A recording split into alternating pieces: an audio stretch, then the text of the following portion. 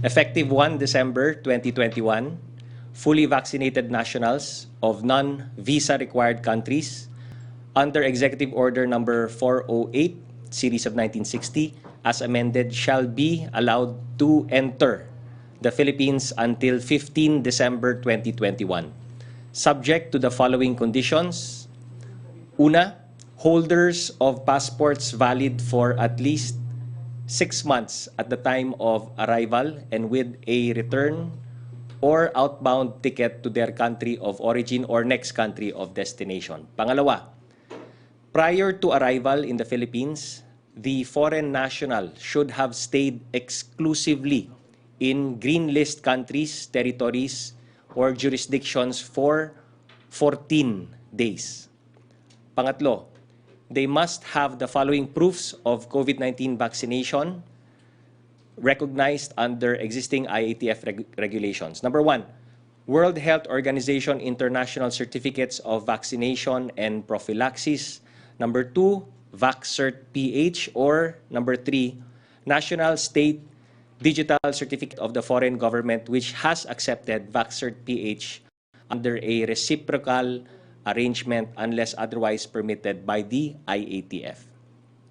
In this regard, the following testing and quarantine protocols shall be observed in all ports of entry. First, a negative RT-PCR test shall be required to be taken within 72 hours prior to departure from the country of origin. Upon arrival, no facility-based quarantine and no on-arrival RT-PCR test will be further required, but the passenger is enjoined to self-monitor for any symptoms until the 14th day, with the first day being the date of arrival.